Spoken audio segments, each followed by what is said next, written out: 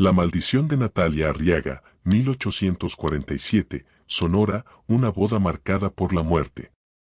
Bienvenidos a todos a nuestro canal, donde rescatamos del olvido las historias más profundas y oscuras que han marcado la memoria colectiva de México. Si eres nuevo por aquí, te invito a suscribirte ahora mismo, porque en cada entrega nos adentramos en relatos verdaderos que mezclan amor, tragedia y misterio, perfectos para quienes buscan algo más allá del entretenimiento superficial. Cuéntanos en los comentarios desde donde nos ves y a qué hora del día estás escuchando esta historia. Nos encanta conocer a nuestra comunidad y saber que nos acompañan desde todos los rincones. Ahora, prepárense, porque los llevaremos en un viaje en el tiempo hasta 1847, a las tierras áridas y convulsas de Sonora, donde una boda que debería haber sido la celebración más esperada se transformó, de la manera más siniestra, en el inicio de una tragedia que resonaría por generaciones, dejando una pregunta sin respuesta que aún hoy, después de tanto tiempo, sigue flotando en el aire seco del desierto. Esta es la historia real de Natalia Arriaga. Sonora en 1847 era un territorio fronterizo, duro y convulso, donde la vida se medía entre sequías devastadoras y conflictos que parecían no tener fin. La guerra entre México y Estados Unidos, que había terminado formalmente apenas un año antes con el Tratado de Guadalupe Hidalgo, dejaba cicatrices profundas en el alma nacional y un sentimiento de vulnerabilidad en las regiones del norte. Hermosillo, la capital de la entidad, era un oasis de relativo orden en medio de esa vastedad agreste, un lugar donde las familias acomodadas, aquellas que habían sabido acumular tierras, ganado o influencia minera, construían sus casonas grandes pero austeras de adobe y piedra, diseñadas para resistir el calor extremo con muros gruesos y frescos patios interiores llenos de sombra. Era en estos espacios cerrados, en estos salones con muebles pesados traídos del centro del país, donde la sociedad sonorense se movía, donde se tejían y destejían alianzas, donde se consolidaban fortunas basadas en la ganadería extensiva, la minería de plata y el comercio que llegaba con dificultades del sur. Fue en este contexto de apariencias y supervivencia donde emergió la figura de Natalia Arriaga, una mujer cuyo destino parecía escrito desde la cuna, pero que terminaría por torcerse de la manera más impensable. Natalia nació en 1829 en el seno de una de las familias más prominentes y respetadas de Hermosillo. Su padre, don Rufino Arriaga, era un hacendado de considerable influencia, un hombre de carácter recio y decisiones firmes, dueño de vastas extensiones de tierra al norte de la ciudad, donde criaba ganado vacuno y cultivaba, con tenacidad, lo que la árida tierra permitía. Su madre, doña María Consolación Robles, provenía a su vez de una familia de comerciantes mineros, gente pragmática que había acumulado riqueza a lo largo de varias generaciones, entendiendo que en Sonora la fortuna era tan cambiante como las dunas. Natalia era la tercera de 5 hijos, la segunda hija mujer, y desde su nacimiento fue criada bajo el peso de una expectativa clara y contundente. Su matrimonio sería, ante todo, una alianza estratégica que fortalecería los negocios de la familia y aseguraría su posición social. No se esperaba de ella romanticismo, sino obediencia y sentido del deber.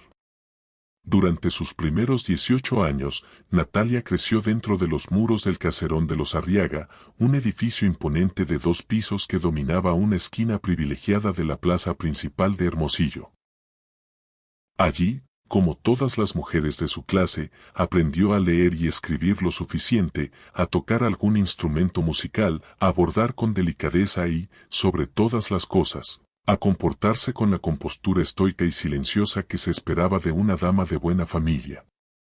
Natalia era considerada hermosa, pero con un tipo de belleza que resultaba intrigante y un tanto inquietante para su época. Piel muy clara que parecía nunca broncearse del todo, cabello oscuro y largo como la noche, ojos grandes de un color castaño profundo que muchos describían como tristes, incluso en los escasos momentos en que una sonrisa asomaba a sus labios. Los hombres que visitaban la casa de los Arriaga, pretendientes potenciales enviados por sus padres, notaban algo peculiar en ella, Una introversión profunda que contrastaba vivamente con la vivacidad natural y despreocupada de su hermana menor, Carlota. Mientras Carlota era sociable, bromista, fácil de complacer y siempre al centro de cualquier reunión, Natalia parecía observar desde los márgenes, tomando notas mentales, guardando sus opiniones como quien guarda monedas de oro, con una reserva que podía interpretarse como timidez o, para los más perceptivos, como una inteligencia crítica que no encontraba cabida en las conversaciones banales de su entorno. A los 26 años, una edad avanzada y casi comprometedora para una mujer soltera de su posición social en la década de 1840, Natalia aún no había contraído matrimonio. Había habido pretendientes, por supuesto, varios de ellos. Su padre había rechazado a algunos de plano, considerándolos de menor rango económico o de fortuna incierta. Otros, sin embargo, habían sido la propia Natalia quien los había rechazado de manera silenciosa pero firme, mediante cartas corteses pero definitivas que devolvía sin ofrecer mayor explicación. Esta actitud comenzó a generar susurros en los corrillos de la sociedad hermosillense. ¿Qué tenía de malo la joven Arriaga? ¿Era acaso demasiado exigente? ¿Ocultaba algún defecto de carácter o de salud?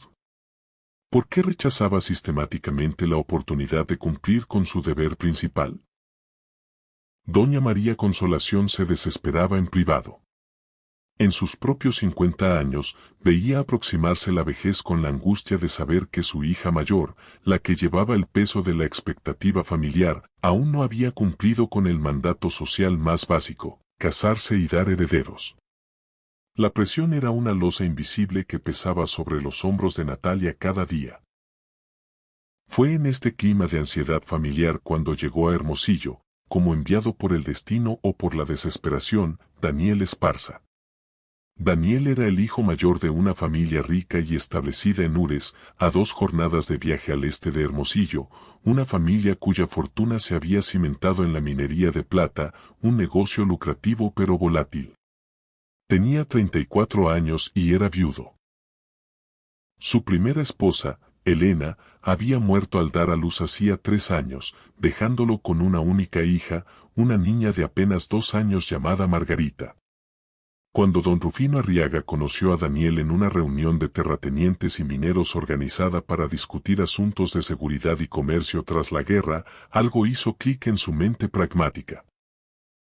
Daniel se presentaba como un hombre serio, con responsabilidades, de edad apropiada y, lo más importante, con una fortuna confirmada y un apellido respetable. Mejor aún, durante la reunión, Daniel pareció genuinamente interesado en los negocios ganaderos que Rufino manejaba, haciendo preguntas inteligentes y mostrando un conocimiento del territorio que impresionó al anciano hacendado.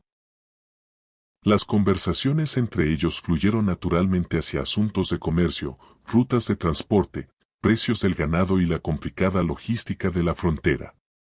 Fue don Rufino quien, después de la tercera o cuarta reunión, sugirió con calculada casualidad que Daniel visitara su casa en Hermosillo. Mi esposa prepara unos guisos extraordinarios con lo que nuestro rancho produce, dijo según el testimonio de un asistente que años después lo recordaría.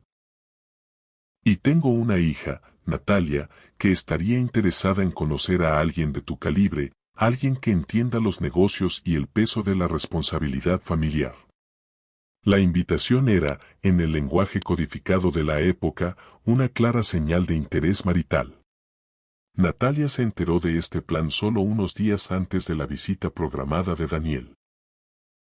Su madre le comunicó la noticia durante una de sus habituales lecciones de costura en el patio interior, mientras el calor opresivo de la tarde las obligaba a abanicarse con gestos cansados. Viene a visitarnos un caballero de Ures, un viudo. Se llama Daniel Esparza. Tiene fortuna propia, una hija pequeña. Tu padre cree que sería un partido más que adecuado para ti, Natalia. Es hora de que pienses seriamente en tu futuro. Natalia no respondió de inmediato. Sus dedos, hábiles y precisos, continuaron la puntada regular sobre la tela blanca. Pasó un largo minuto de silencio, solo roto por el zumbido de las moscas y el leve crujir de la tela. ¿Y qué dice la Iglesia sobre los viudos que se casan nuevamente?, preguntó finalmente, sin levantar la vista. La pregunta sorprendió a doña María Consolación. ¿Qué?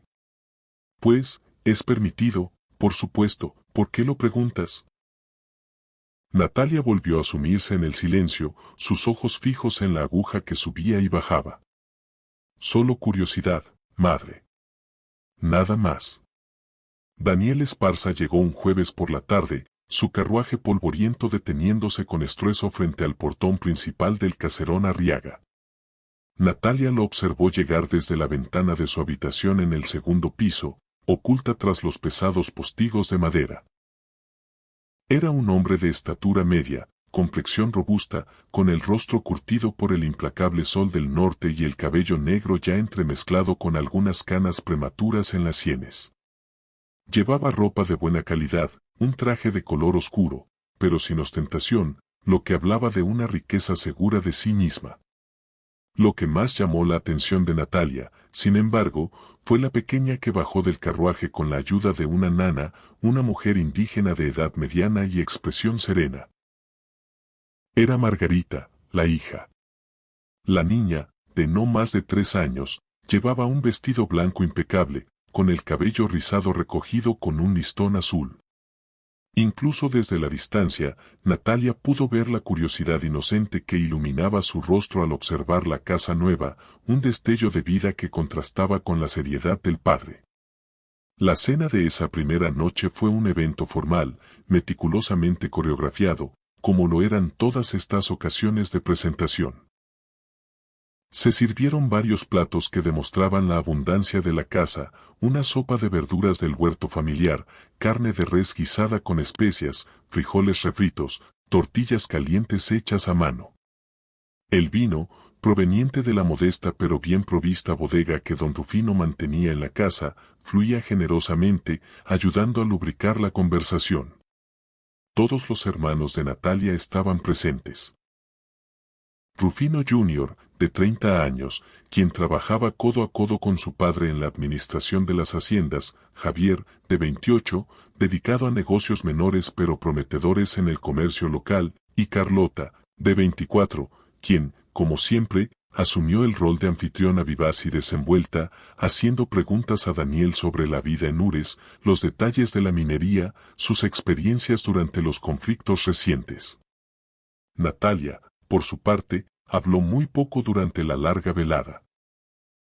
Respondía con cortesía cuando se le dirigían preguntas directas, participaba en la conversación general cuando era estrictamente necesario, pero principalmente observaba. Observó con atención aguda cómo Daniel interactuaba con su padre, cómo asentía con comprensión, cómo hacía referencias precisas a negocios y problemas logísticos que ambos conocían, demostrando una inteligencia práctica. Observó cómo su madre, doña María Consolación, lo miraba con una esperanza apenas disimulada, como si viera en él la solución a un problema familiar de años. Observó, con una punzada de fastidio, cómo Carlota coqueteaba sutilmente con el invitado, lanzando risitas y miradas que a Daniel parecían divertirlo sin que realmente le interesaran en lo más mínimo.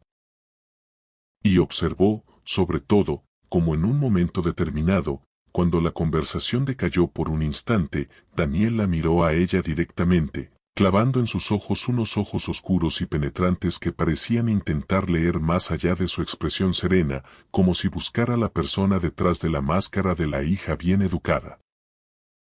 Después de la cena, siguiendo la estricta etiqueta, las mujeres se retiraron al salón principal para tomar café, mientras los hombres permanecieron en el comedor con sus cigarros y una copa de brandy, para hablar de asuntos de hombres. Fue en el salón, rodeada del mobiliario pesado y los retratos familiares, cuando doña María Consolación confrontó a su hija mayor. «Bueno, Natalia, ¿qué opinas?», preguntó en voz baja, acercándose. Natalia estaba de pie frente a una de las altas ventanas, observando el patio exterior ya sumido en la oscuridad, apenas iluminado por la luna creciente. «Es un hombre respetable», respondió, manteniendo la mirada en la negrura. Eso es un sí, insistió su madre, incapaz de ocultar su ansiedad. Es un hombre respetable, repitió Natalia, sin cambiar ni el tono ni la dirección de su mirada. Carlota, que hojeaba una revista de modas llegada con retraso desde la Ciudad de México, levantó la vista con una sonrisa juguetona. Yo creo que es bastante atractivo, para ser un viudo. Tiene ese aire de experiencia, de haber vivido cosas que la mayoría de los jóvenes insulsos de por aquí no tienen. Además, esa niña es un encanto. Los días que siguieron a esa primera visita estuvieron cargados de una energía peculiar, una mezcla de expectativa y presión sorda. Daniel regresó a Hermosillo una semana después, sin previo aviso, demostrando un interés que podía interpretarse como positivo. Esta vez la visita fue más informal, trajo consigo a Margarita, y la tarde se desarrolló en el patio interior, donde la pequeña jugó con Carlota y con algunos primos menores que vivían en casas aledañas. Natalia, casi por obligación, pasó parte de esa tarde con la niña, sentándose con ella bajo la sombra de un mezquite para leerle cuentos de un libro ilustrado. Margarita resultó ser una niña de una dulzura natural, inteligente y observadora, con una risa clara y contagiosa que recordaba al sonido del agua fluyendo sobre piedras en un arroyo seco. ¿Tú eres la señorita Natalia?, preguntó en un momento, con la franqueza desarmante de los niños. Sí, yo soy Natalia, y tú eres Margarita, ¿verdad? La niña asintió con seriedad. Sí. Mi papá habla de ti. Natalia sintió un leve e inesperado vuelco en su corazón. Ah, sí, ¿y qué dice tu papá?, preguntó, intentando que su voz sonara casual. Margarita frunció el ceño, concentrándose en recordar las palabras exactas. Dice que eres diferente. Dice que las señoritas que veíamos en Ures no son como tú. Dice que tú miras mucho y hablas poco, y que eso es interesante. La simple observación de la niña le dio a Natalia más información sobre cómo Daniel la percibía que cualquier conversación adulta. Las visitas continuaron con una frecuencia creciente. Daniel venía cada 10 o 12 días, reduciendo simbólicamente la distancia entre Ures y Hermosillo. En una ocasión, invitó formalmente a toda la familia Arriaga a una comida en su hacienda en Ures, como un gesto de reciprocidad y para que conocieran su hogar. Fue un viaje largo y agotador que tomó todo un día en carruajes y a caballo bajo el sol inclemente del desierto sonorense.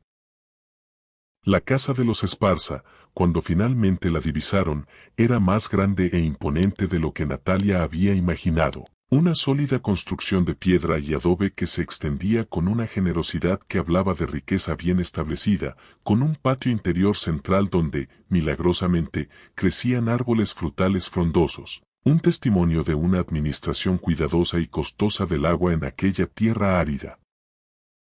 Fue durante esa visita, en las primeras horas de una tarde especialmente calurosa, cuando Daniel encontró a Natalia sola en un rincón sombreado de ese patio.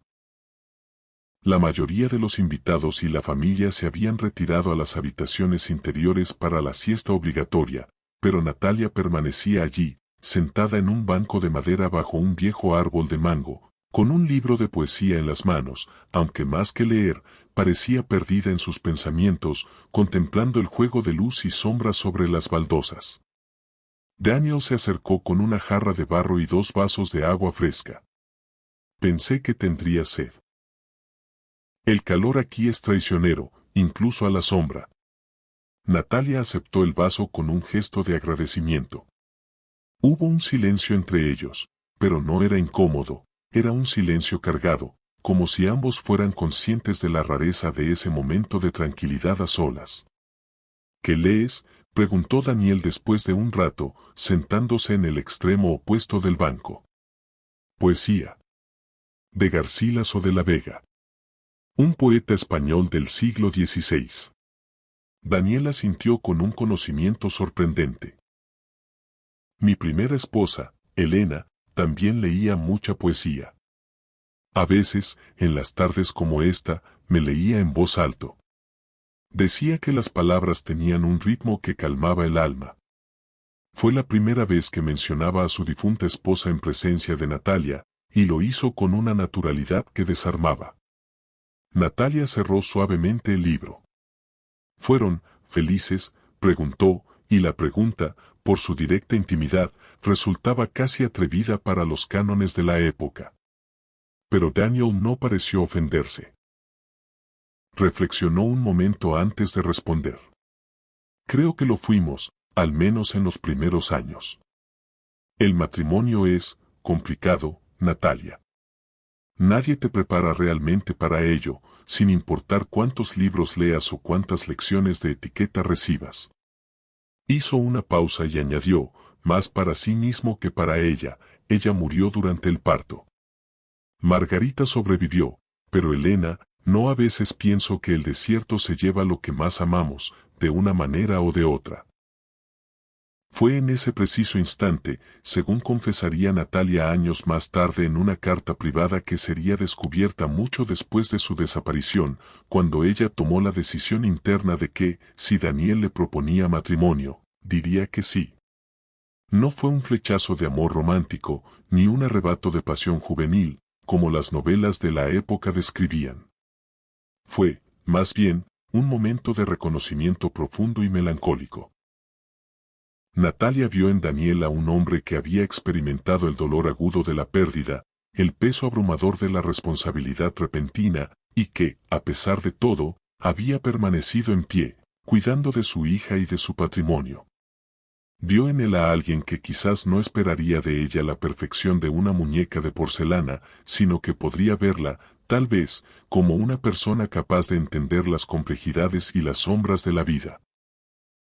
Creía vislumbrar la posibilidad de un compañerismo basado en el respeto mutuo, algo que en su mundo de matrimonios arreglados era un lujo raro.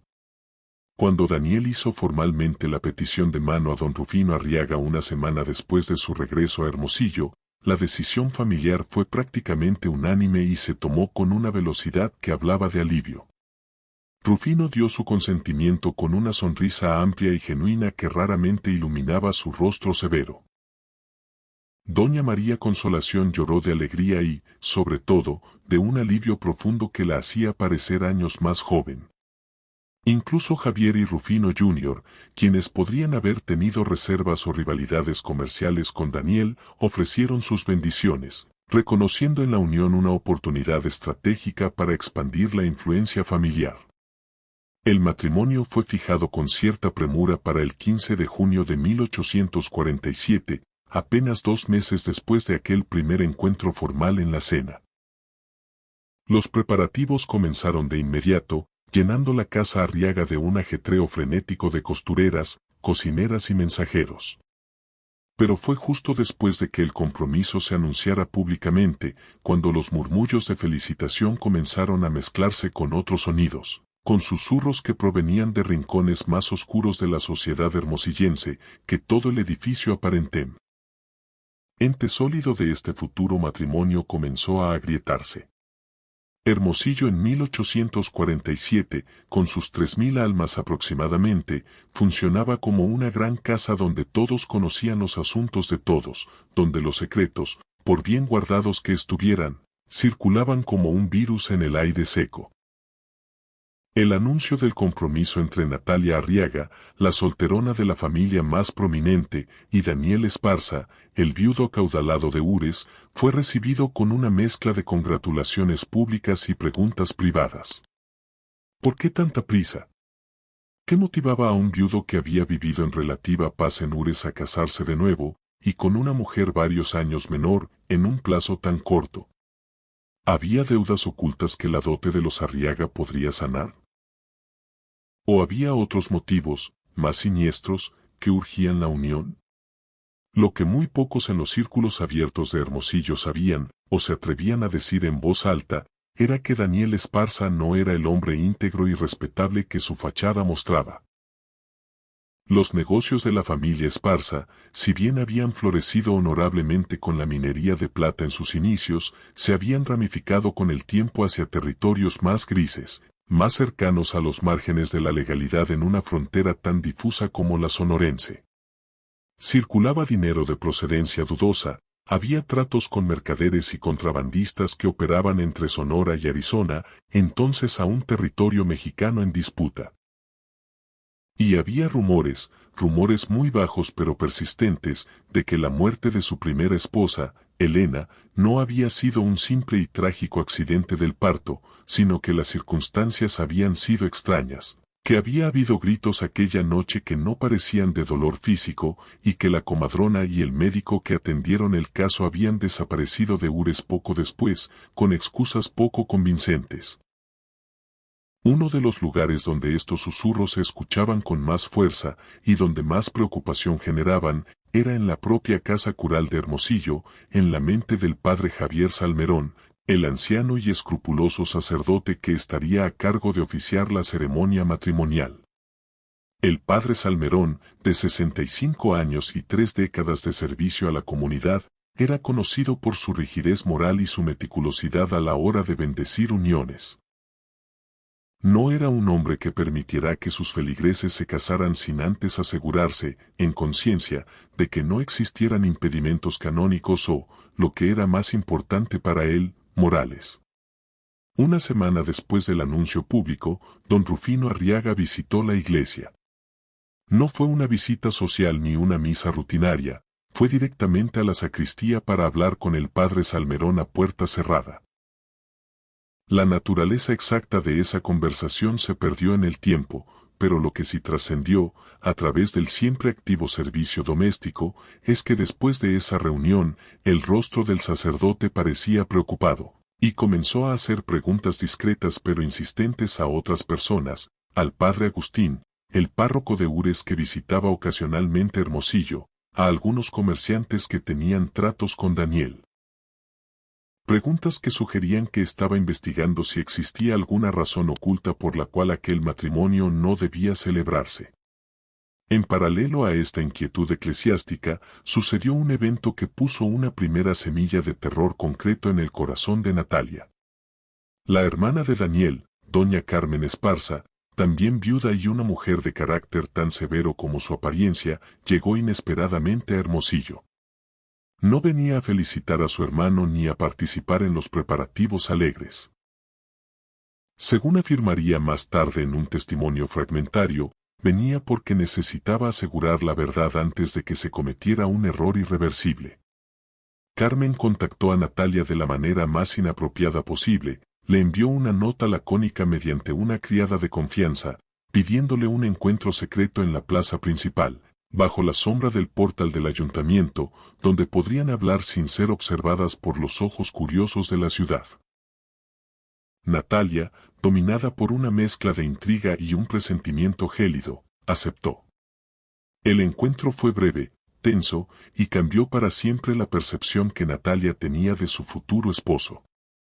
Carmen, de pie muy cerca de ella bajo los arcos de piedra, le habló en un susurro urgente y cargado de emoción contenida. Mi hermano no es quien aparenta ser, Natalia. Mi hermano tiene deudas enormes, con gente que no perdona. Gente peligrosa. Él cree que este matrimonio lo salvará, que la dote de tu familia limpiará sus cuentas. Pero eso no es lo peor, créeme. Hizo una pausa, mirando alrededor para asegurarse de que nadie las escuchaba. Lo peor es lo que hay detrás de esas deudas. Mi hermano ha estado metido en asuntos oscuros. Mi cuñada Elena, la primera esposa, ella descubrió algo. Algo que no debería haber visto. Documentos, cartas. Y después de que los descubrió, quedó embarazada. Y después. Carmen no terminó la frase, pero el significado flotó en el aire entre ellas, más pesado que el calor del mediodía. Natalia sintió que el suelo de ladrillo se movía bajo sus pies. ¿Qué estás diciendo, doña Carmen? ¿Qué sugiere? Carmen la miró directamente, y en sus ojos había un destello de pánico genuino. Estoy diciendo que si tienes algún respeto por ti misma, por tu familia, por tu propia vida y tu alma, detendrás este matrimonio hoy mismo. Ahora. Antes de que sea demasiado tarde. Y sin esperar respuesta, dando por hecho que su advertencia había sido plantada, doña Carmen dio media vuelta y se perdió entre la gente del mercado, dejando a Natalia de pie, congelada, con más preguntas aterradoras que respuestas en su mente. Lo que Natalia hizo a continuación fue, tristemente, lo que muchas mujeres en su posición a lo largo de la historia han hecho cuando se enfrentan a advertencias terribles. En un primer momento, no hizo nada. El compromiso era público, las ruedas de la maquinaria social y familiar ya estaban en movimiento imparable. ¿Cómo podría ella, una mujer de 26 años sin independencia alguna, detenerlo? Sus padres jamás creerían las acusaciones de la hermana de Daniel, una mujer a quien podrían tachar de amargada o celosa. No tenía pruebas, solo insinuaciones. Pero Natalia no era Carlota, no era de las que podían ignorar una duda una vez plantada.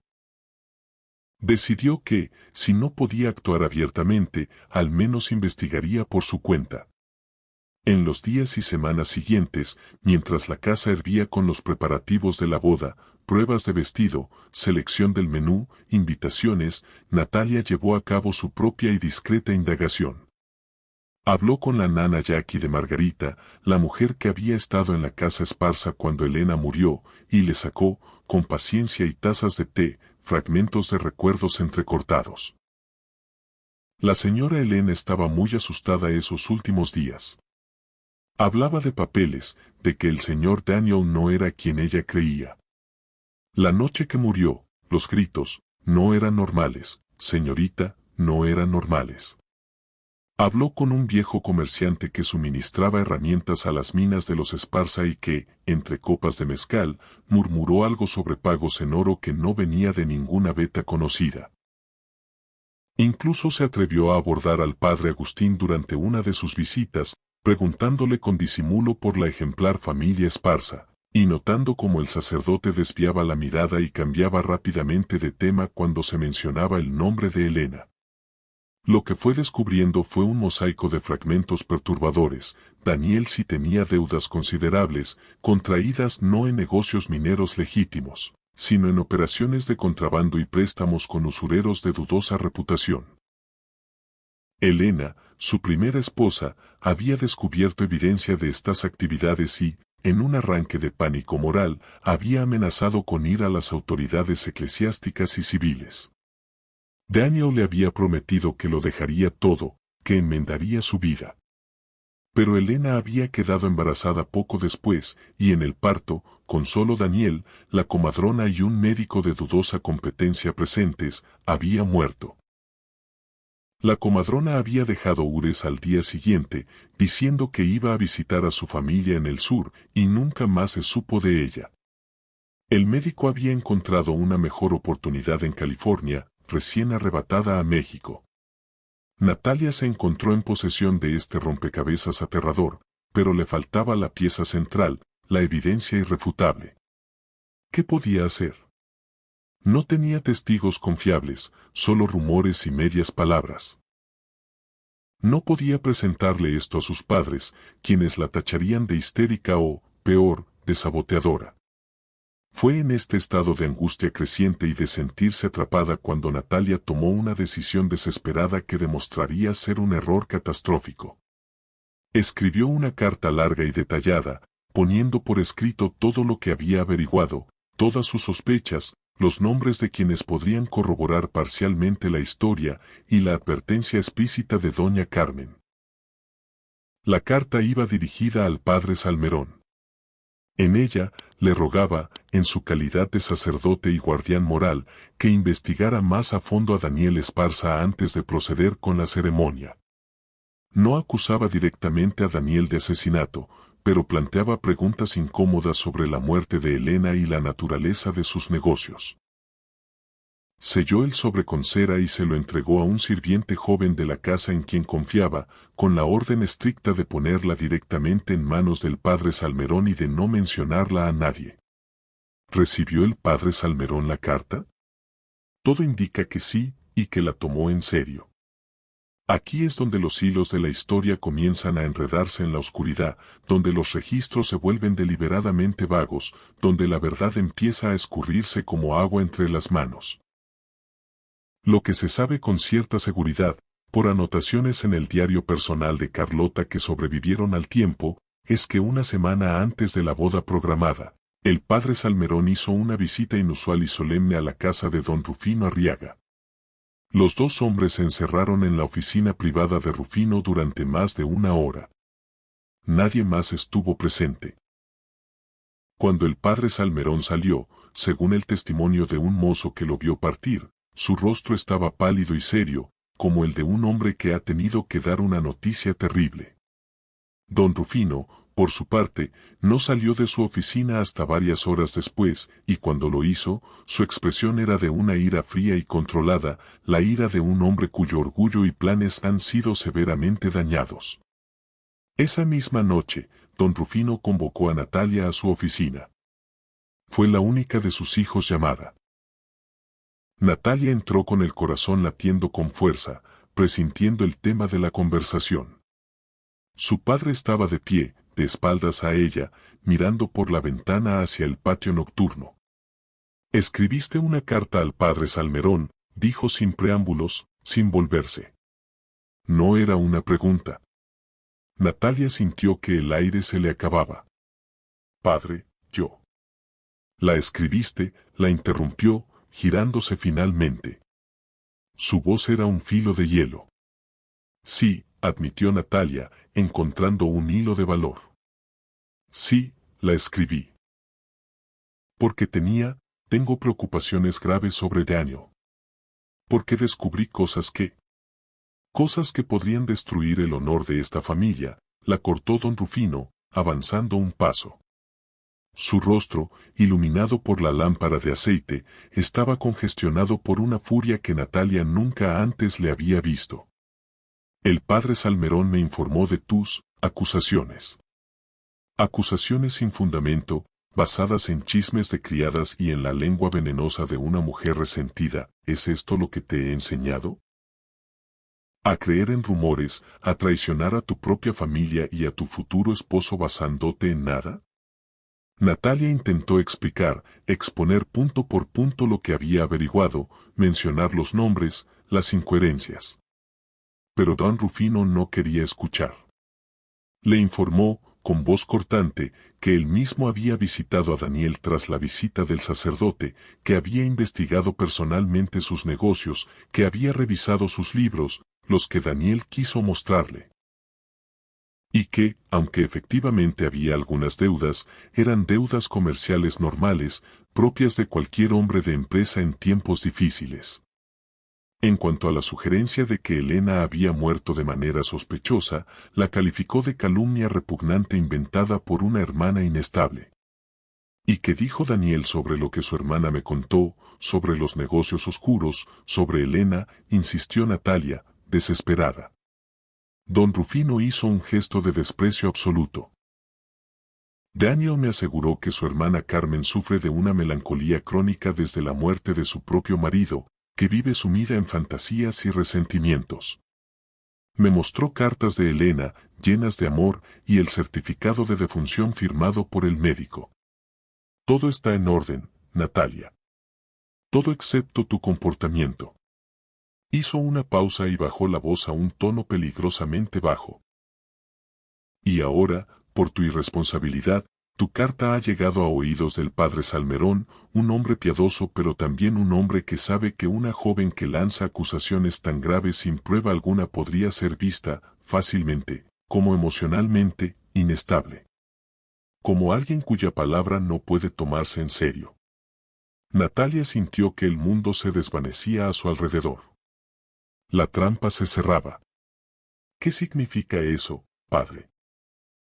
Significa, dijo él, clavándole la mirada, que pondremos fin a este asunto de la única manera que sé hacerlo. La boda continuará. Irás al altar. Te casarás con Daniel Esparza, y nunca, jamás, volverás a mencionar estas fantasías enfermizas. Harás de esto un matrimonio respetable, y callarás, ¿me entiendes, Natalia? La amenaza no era velada, si se resistía, sería declarada loca, una vergüenza para la familia, y de todos modos sería obligada a casarse. Natalia salió de la oficina de su padre en un estado de shock y derrota absolutos. Su intento de protegerse, de alertar a las autoridades morales, no solo había fracasado espectacularmente, sino que la había puesto en una posición de vulnerabilidad extrema. Ahora estaba marcada ante su familia y ante la iglesia como una mujer problemática, de mente débil. Y ahora, cuando se casara, lo haría con un hombre que sabía que ella lo había acusado secretamente, que desconfiaba de él. La boda, que en otra circunstancia podría haber sido un evento de alegría contenida, se transformó en un funeral en vida. Se llevó a cabo el 15 de junio de 1847, tal como estaba planeado. El cielo sobre Hermosillo estaba despejado y de un azul implacable. El calor era intenso, pero no sería eso lo que los asistentes recordarían décadas después. Lo que quedaría en la memoria colectiva fue la solemnidad lúgubre, la frialdad palpable, la sensación general de que algo, en el corazón mismo de la ceremonia, estaba profundamente mal. La iglesia parroquial estaba abarrotada, toda la sociedad hermosillense que importaba estaba presente, atraída por la importancia del evento y, quizás, por un morboso interés ante los rumores que ya comenzaban a circular. La ceremonia fue oficiada por el padre Salmerón, quien cumplió con el ritual con corrección profesional, pero cuyos ojos, cada vez que se posaban en Natalia, reflejaban una preocupación profunda y una pena apenas disimulada. Natalia entró del brazo de su padre, como dictaba la tradición. Llevaba un vestido blanco de seda importada, sencillo pero elegante, y un velo largo que ocultaba parcialmente su rostro. Su expresión, sin embargo, era de una palidez marmórea, serena hasta la inmovilidad, como la de una figura de cera. Daniel esperaba al altar, impecable en un traje negro de fina tela. Su semblante era tranquilo, satisfecho, incluso ligeramente triunfante. Cuando sus ojos se encontraron con los de Natalia a través del velo, ella vio en ellos algo que no había visto antes, un conocimiento pleno. Él sabía. Sabía de la carta, sabía de sus acusaciones, sabía que ella había intentado detenerlo y había fracasado. Y en la seguridad de su victoria, había un destello de algo duro, casi despiadado. La ceremonia prosiguió con las palabras rituales. Cuando llegó el momento en que el padre Salmerón, siguiendo el rito, preguntó a la congregación si alguien conocía algún impedimento por el cual estos dos no deban ser unidos en santo matrimonio, hubo un silencio. Un silencio largo, pesado, que se extendió varios segundos más de lo normal. El padre Salmerón miró lentamente a lo largo de las bancas, sus ojos buscando quizás a doña Carmen, o a alguien que tuviera el valor de hablar. Nadie lo hizo. El silencio fue la respuesta. La ceremonia continuó. Cuando el sacerdote pronunció las palabras "los declaro marido y mujer", Daniel tomó la mano de Natalia y levantó el velo para besarla. El beso no fue tierno ni ceremonioso. Fue posesivo, firme, casi un acto de marcaje, de conquista pública. En ese instante, con el sabor seco de sus labios en los suyos, Natalia supo, con una certeza que le heló la sangre, que había cometido el error más grande de su vida. No solo se había casado con un hombre que probablemente era un criminal, sino que lo había hecho después de haberle mostrado sus cartas, después de haberse revelado como una amenaza. Ahora era su propiedad, legal y socialmente, y él lo sabía. La recepción se celebró en la casa de los Arriaga, adornada con flores y banderas para la ocasión.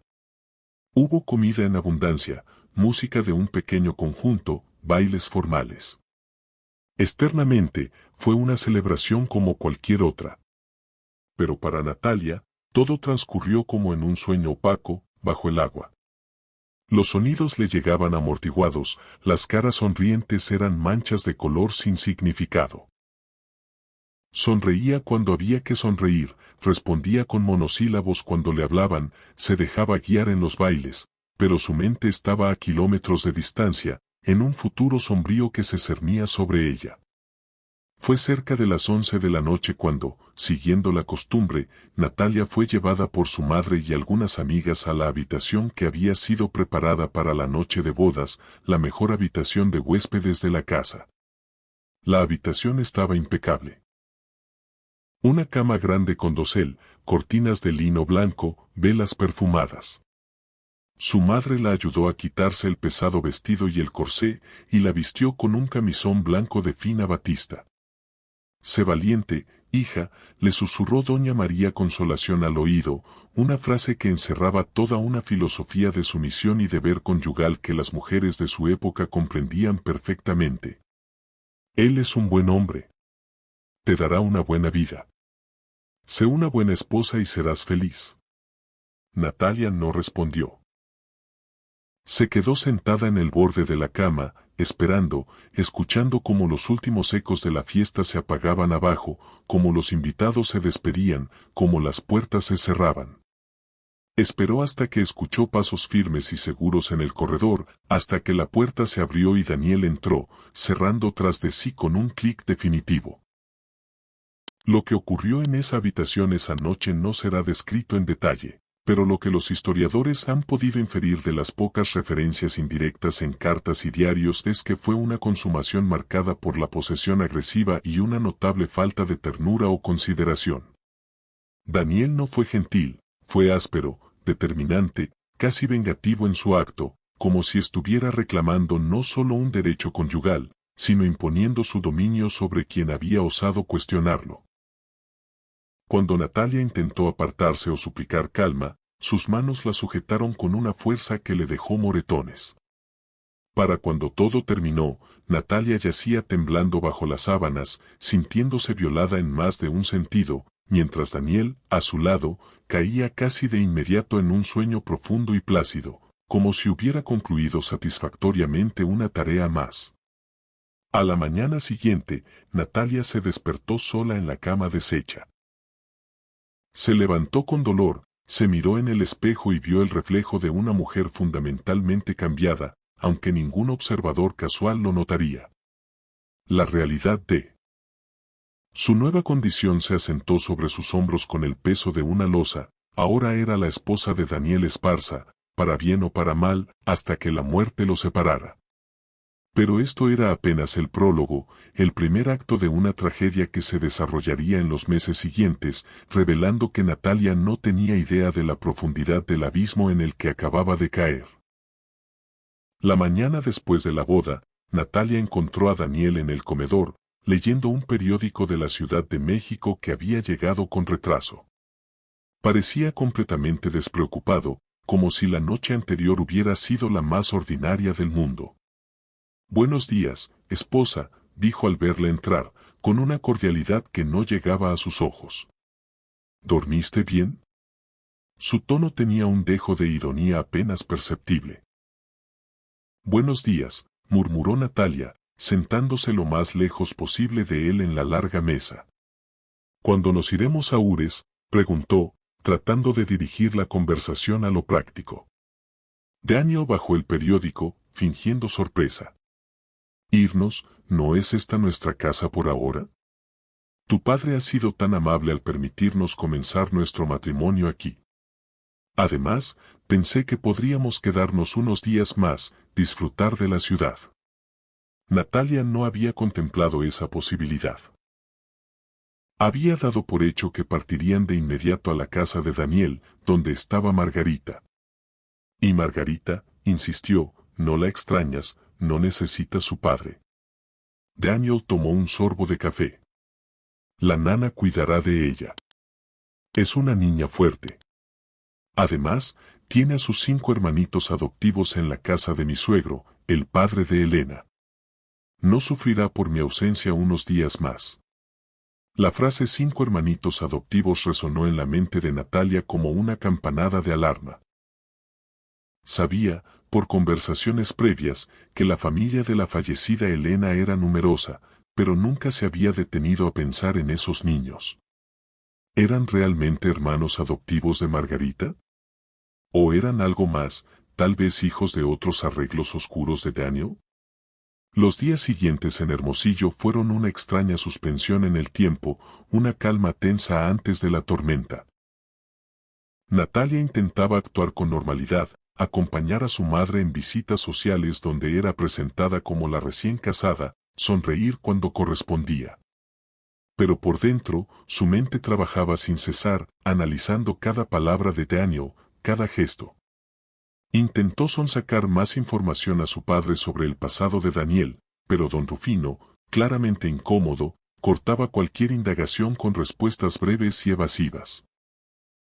Fue durante este periodo cuando ocurrió el primer incidente ominoso, un presagio pequeño pero escalofriante de lo que vendría.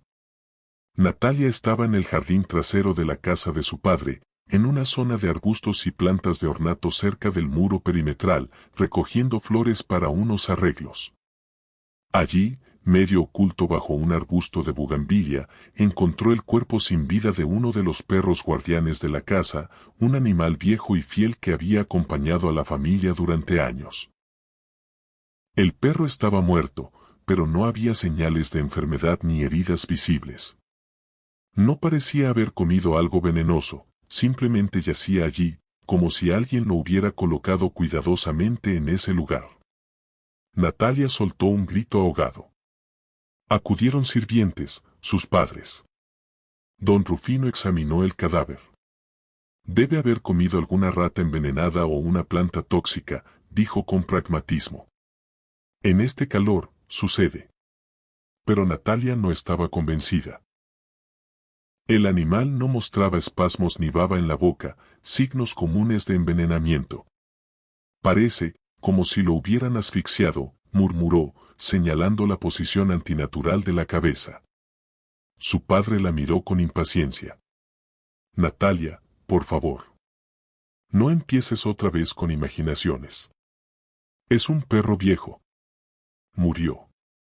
El animal fue enterrado discretamente y el asunto se dio por zanjado, pero la sospecha se instaló para siempre en el corazón de Natalia. 3 días después, sucedió algo aún más inquietante. Natalia se despertó en mitad de la noche y descubrió que Daniel no estaba en la cama. Miró el reloj de la mesilla, las 2 de la madrugada. Intrigada y con un presentimiento, se levantó, se puso una bata y bajó descalza las escaleras de madera, que crujieron levemente bajo su peso. La casa estaba sumida en un silencio absoluto, roto solo por el tenue ulular del viento fuera. Se dirigió hacia la oficina de su padre, una habitación que siempre estaba cerrada con llave y donde se guardaban documentos importantes de la familia. La puerta, sin embargo, estaba entreabierta.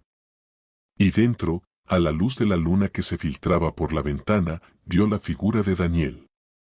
Estaba de pie frente al escritorio de don Rufino, revisando con detenimiento papeles y libros de cuentas, moviéndolos con cuidado, como si buscara algo específico.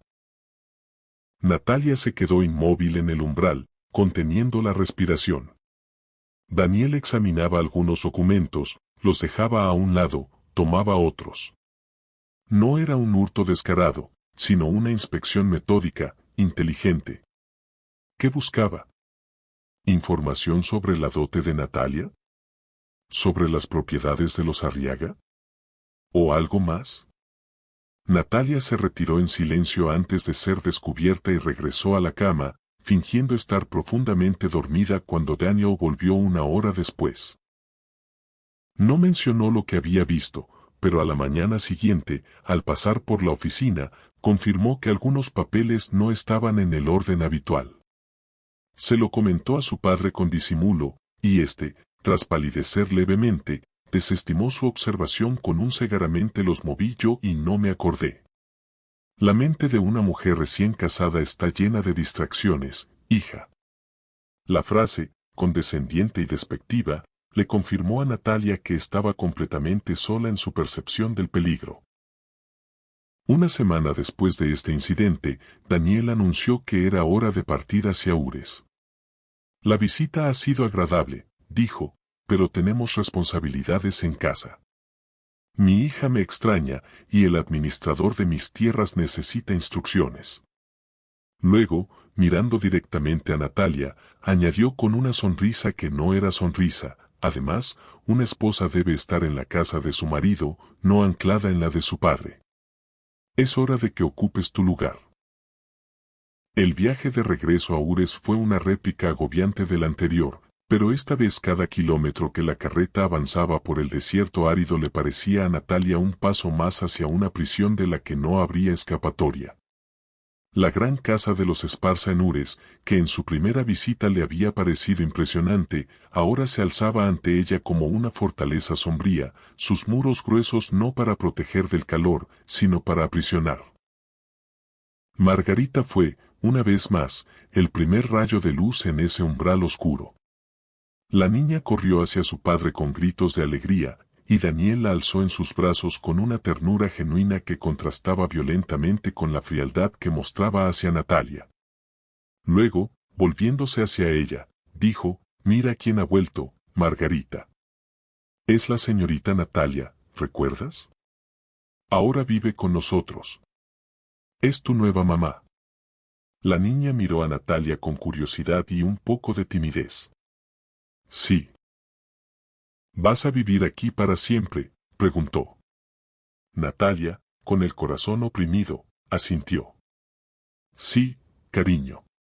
Voy a vivir aquí para siempre. Soy tu nueva mamá». La frase salió de sus labios casi por instinto, quizás por compasión hacia la orfandad que veía en esos ojos infantiles. Margarita reflexionó un momento y luego dijo, con una tristeza que no correspondía a su edad: «Mi papá me dijo que mi mamá de verdad se fue al cielo». Natalia sintió un nudo en la garganta. «Sí, tu mamá está en el cielo. Pero ahora yo estoy aquí para cuidarte». Esa misma noche, después de que Margarita fue acostada, Daniel comenzó a desplegar, durante la cena, la verdadera naturaleza del acuerdo matrimonial. Lo hizo con una frialdad calculadora. «Debes entender, Natalia, que tu vida anterior terminó cuando dijiste sí en el altar. Ahora eres la señora Esparza. Eres mi esposa, y con ello vienen deberes muy específicos». Natalia continuó comiendo en silencio, esperando. «He invertido considerablemente en este matrimonio», continuó Daniel, cortando su carne con precisión. «Dinero, tiempo, influencia. He asumido responsabilidades que me ligan a tu familia. Ahora es el momento de que tú cumplas tu parte del trato». «¿Cuál es mi parte, Daniel?», preguntó Natalia, manteniendo la voz lo más neutral posible. Daniel sonrió, una sonrisa que no alteró la dureza de sus ojos. «Tu parte es ser la esposa que tu padre prometió. Serás obediente. Serás discreta. Aceptarás, sin cuestionar, lo que ocurra dentro de esta casa y en mis negocios. A cambio, tendrás un techo, comida, vestido, y la posición social que mereces. ¿Queda claro?». Era la enunciación de un contrato de propiedad. Natalia asintió. «Queda claro». Pero la sumisión era solo externa. Por dentro, su determinación de entender y, si era posible, sobrevivir a aquella situación, se volvía de acero. En las semanas y meses que siguieron, Natalia comenzó a comprender la verdadera estructura de la casa Esparza. No era un hogar familiar, era el centro de operaciones de una organización. Había constantes visitas de hombres de aspecto rudo a horas intempestivas, reuniones susurradas por la noche en la oficina de Daniel, paquetes que llegaban y desaparecían sin dejar rastro en los registros domésticos, movimientos de dinero en efectivo que no cuadraban con la producción declarada de las minas. Daniel viajaba con frecuencia, a veces por varios días, a revisar las minas o a tratar con socios en la frontera. Natalia, ahora dueña de casa por título, era en la práctica una reclusa de lujo. Su principal consuelo, y su vínculo más fuerte con la humanidad, era Margarita. La niña se aferró a ella con la necesidad desesperada de un niño que ha perdido a su madre, y Natalia le correspondió con un amor maternal genuino y protector.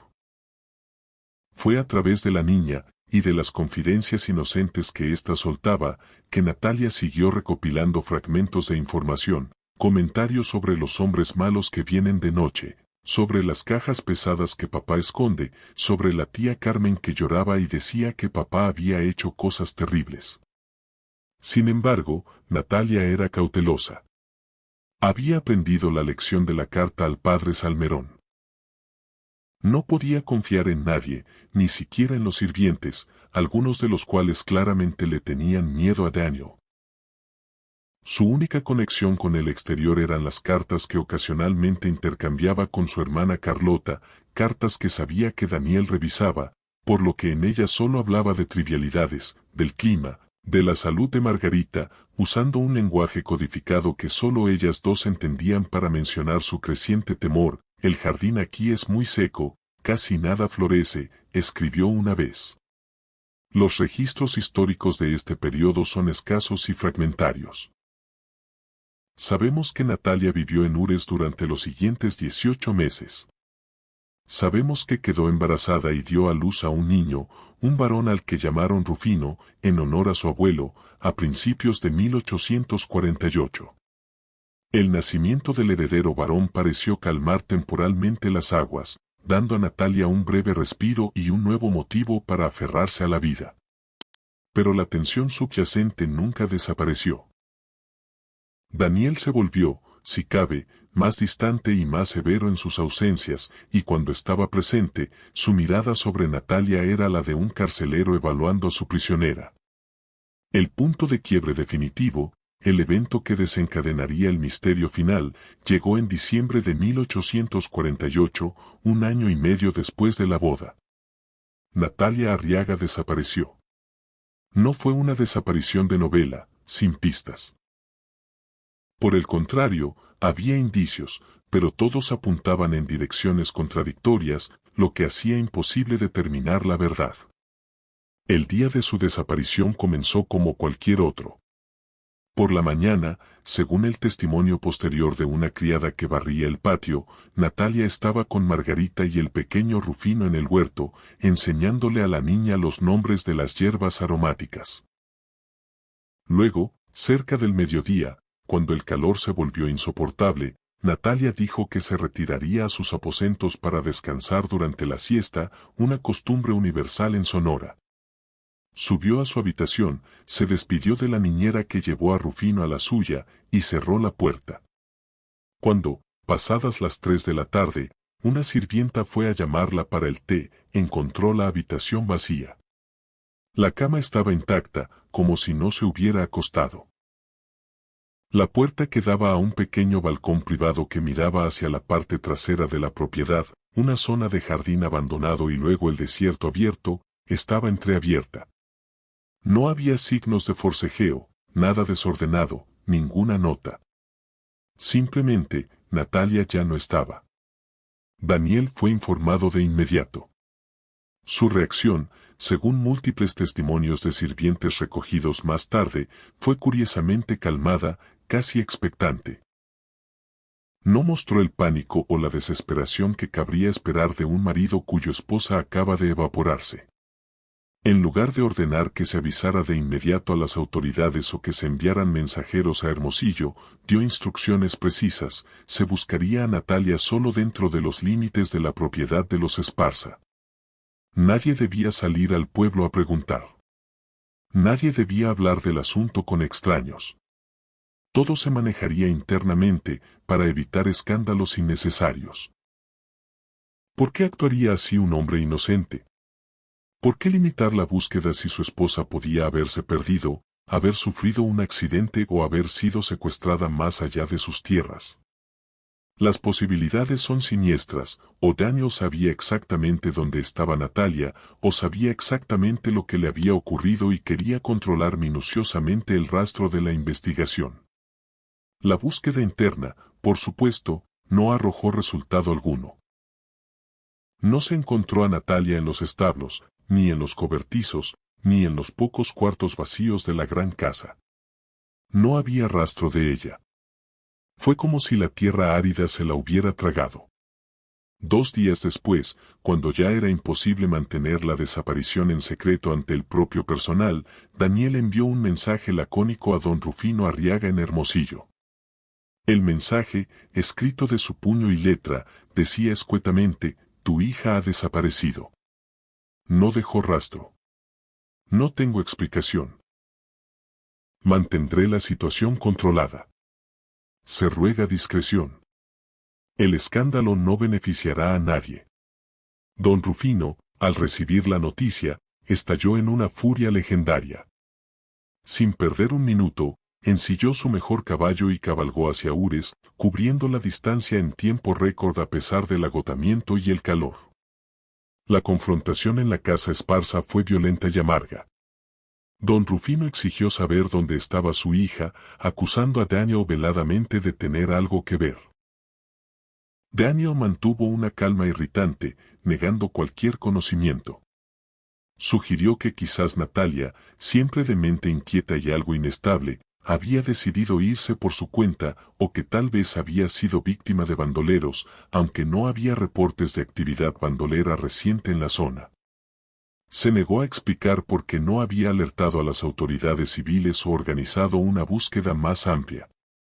Don Rufino, fuera de sí, tomó el mando. Envió mensajeros a Hermosillo para traer al juez local y a un grupo de policías. Ordenó que se registrara Ures y todos los caminos hacia Hermosillo, Guaymas y el norte. Ofreció una recompensa generosa por cualquier información. Pero no sirvió de nada. Natalia Arriaga se había esfumado. No se la vio en ningún camino, en ninguna posada, en ningún pueblo cercano. No hubo rescates solicitados, no apareció su cuerpo.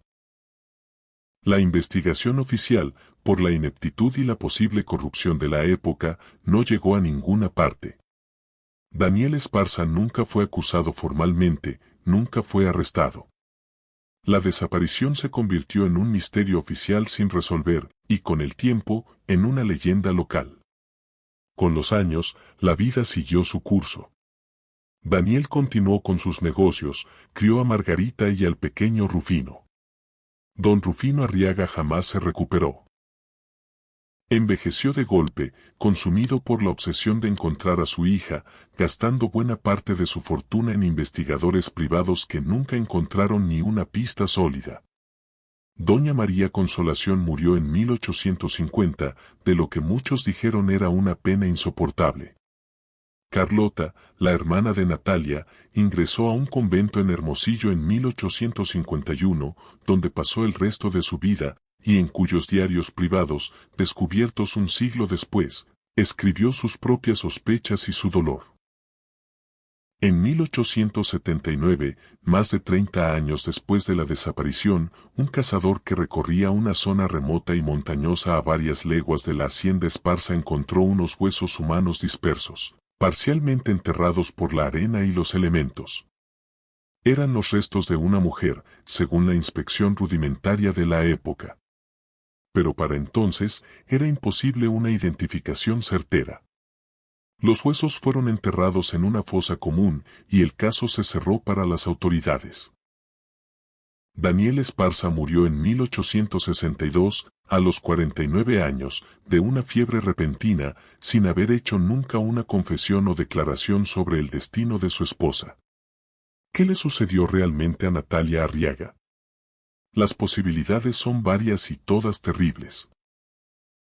La más probable, dada la conducta de Daniel y los antecedentes siniestros de la muerte de su primera esposa, es que Natalia, habiendo descubierto quizás nueva evidencia de sus actividades ilegales o habiéndose convertido en un estorbo por su conocimiento y su posible influencia sobre Margarita, fuera asesinada por orden de Daniel o por él mismo, y su cuerpo ocultado en el vasto e implacable desierto sonorense, donde la tierra guarda sus secretos para siempre. Otra posibilidad es que, en un acto de desesperación final, intentara escapar por su cuenta y pereciera en el intento, víctima del calor, la sed o los peligros del campo. Pero la falta de una búsqueda inmediata y genuina por parte de su esposo arroja una sombra de culpabilidad demasiado larga y oscura como para ignorarla. La historia de Natalia Arriaga es la de una mujer atrapada en las redes de su tiempo, cuyo intento de ejercer algún control sobre su destino fue brutalmente castigado. Su boda, lejos de ser un nuevo comienzo, fue la puerta que la condujo a una oscuridad de la que nunca emergió. Su maldición no fue sobrenatural, fue humana, hecha de ambición masculina, secretos familiares y la terrible impotencia de la mujer en una sociedad que la consideraba poco más que una moneda de cambio.